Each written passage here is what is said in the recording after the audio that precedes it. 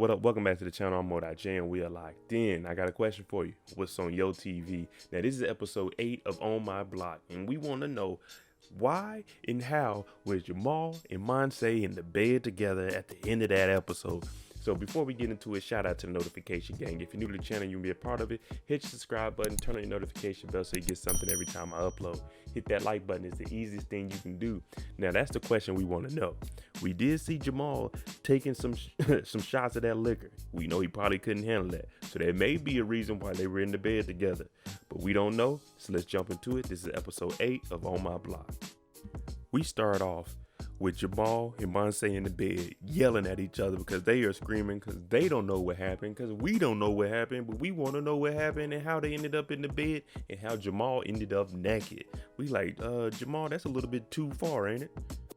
Now, Jamal, he was taking that liquor, so we figure, okay, he may have been a little bit tipsy because they're saying, no, Monse and y'all didn't do anything. But he finds out that he met little Ricky. The only thing is, he can't remember. So for him, it's like, okay, I got to meet Ricky, but I don't remember it. So this is the worst and the best thing that ever happened to me at the same time. Now, it turns out Jamal, he was drunk. So he was doing all kinds of stuff last night. He actually told Ruby that Albolito has cancer. And he's like, oh, wait, does she know that you know that I know that you know? And Ruby is like, bro, that's not even important right now. So Jamal says, you're right. We met Ricky. How was he? What was his personality like? Was he nice? What did he say to me? And then they start to give us a recap of what actually happened while they were out there drinking. Now, it turns out Caesar is the one that told them, hey, I met Ricky. So Jamal's like, we need to go meet him right now because that's what they've been looking for since season 1. Who is Ricky? So they needed a way to get there. We know Ruby, he's scared to drive. All he has is his permit. So what he does is he starts drinking a little bit more so he doesn't have to to drive them anywhere. Because he's like, oh, well, I've been drinking. So they go to our favorite guy, the Gnome collector. And he's the one that's going to actually drive them where they need to go. But Jamal's up here acting a damn fool. Not only was Jamal drinking, he grabbed some, what looks like gummy bears, some edibles, but he doesn't know it's edibles, so he's taking it. He took a huge chunk, so he's like, wait, these don't seem right. And they're like, yeah, that's got THC in it. It's a little edible. So not only was Jamal drunk last night, he was high. So that's why he can't remember anything. Ruby calls his grandma and they're talking. She's like, how's my car? He's like, no. How's your cancer? Because now he knows. And the first thing I believe, she's like, damn it, Jamal. Because she know he was the one that told. So now Ruby knows this, and we know Ruby's support was always on her. She would look out for him more than what his parents would do. So for him, he's kind of hurt, and he's saying, I started to notice you were acting different. She's letting him drive the car. She's, teaching him how to sew and do things that she wouldn't be able to do once she leaves. Well, last night, it seems like Caesar may have texted Vero and broke up with her. So Jasmine's telling Monse, yeah, it's all good now. You're in the clear. He showed me the text messages. Everything's good to go. But since we seen how Jamal was acting, he can't remember anything. I'm assuming everybody can't remember everything that went on. So there may be something else behind that. But speaking of the devil, guess who shows up? Vero, the good old girlfriend. And now she's sitting here, Monse's talking to her saying, oh, I'm sorry, I didn't know you guys broke up and all this and this. But if you look at Vero, she's over here taking her earrings out. She's putting her hair up. She's getting ready to fight. But Monse, she's not in the street. So she's not noticing any of this. But Jasmine is. So Jasmine's putting on rings on her because she wants her to get ready just in case them fists start to flying. Jamal's been wanting to meet Ricky for the longest. Now, if you look at him, he has on all of Caesar's clothes because he was over there naked. He messed up all his clothes. He peed on himself. So he had to dress like Caesar today. And he's asking Caesar to fill him in on everything that happened. How was I acting? Did I do anything embarrassing? Like, what was his vibes? And what did he say to me first? And Caesar, he just said hi. He was normal, you know what I'm saying? We seen Ricky. He was a cool, laid-back guy. But Jamal, he was out of it. So it ain't no telling what all he did. Just as we expected, the girls get to fight. Now, they ain't throwing no hands. Vero tried to hit Monse. She ducked that thing. And they just went into these little lock up here. You see them holding each other. Ain't nobody really throwing no fists. Everybody's like, ooh, fight. I would have been like, okay, who is that? Monse? Vero? Okay, I got my money on Vero. If someone break this up and they can start throwing hands, man, this actually be a good fight. They just holding each other, man. We ain't trying to see this. Of course, you got Jasmine in the back. She hype. She's always hype. That's one thing about her is she don't care what's going on. She's going to be hype and have energy. Ruby, he has a letter that Abuelito had, and she just been holding on to it. So he looks at the letter, and he ends up going to the police station. Now, he goes down to the police station. He's filling out the guest log because you got to sign in before you go back there. And he has to give up his keys and stuff. So he's about to visit somebody who's in jail. He comes and meets the kid that shot him. You remember at the beginning, the first season, the last episode, Ruby gets shot. This is the young man that shot him. Now, that's who the letter was from. It was from him to Ruby. Now, this kid, he's about to become 18, so he's going to be charged as an adult. So he's going to have to leave the little jail. He's going to have to go to actual prison. So Ruby just wanted to come up here and talk to him and get some closure. Because if you didn't know about these two, they actually grew up together.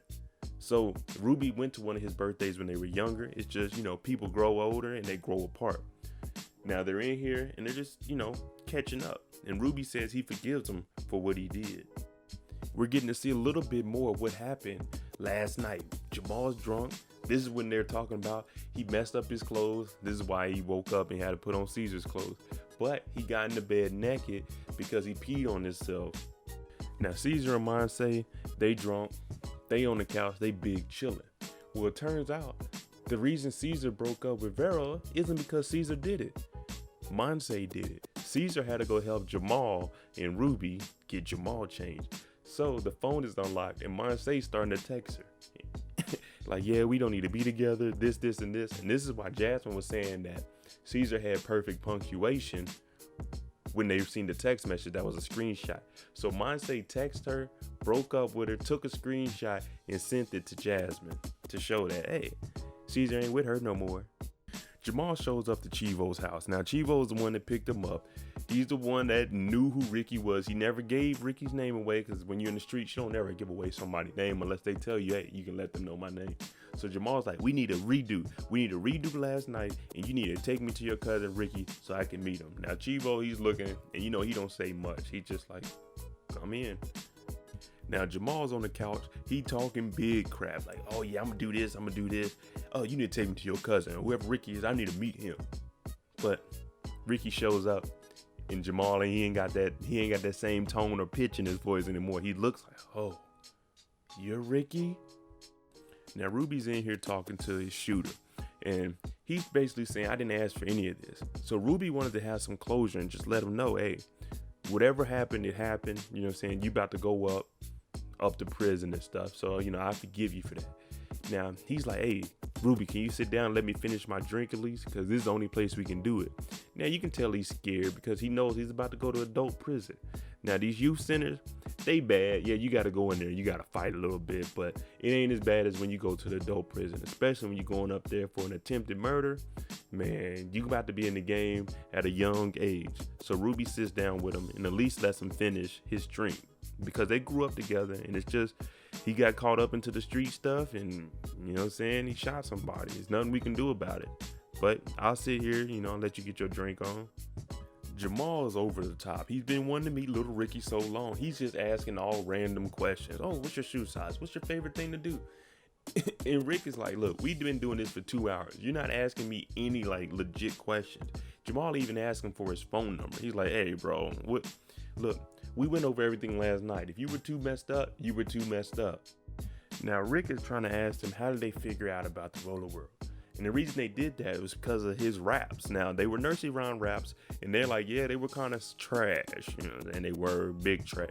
But that's how they found it. So for Rick, he's saying all I was a person that took some money and hid some money. I'm glad that somebody found it. The money may have been missing now. It may have been cursed. But he's just saying, I'm glad that somebody actually found the money that I left out there. Everyone looks over to him. And he's like, what? Why are you crying? He said, I'm not crying. Gary the Gnome is cutting onions. So he's always with the damn gnomes. They always doing their own thing, but he's always going to be one of the first people to notice what they're doing.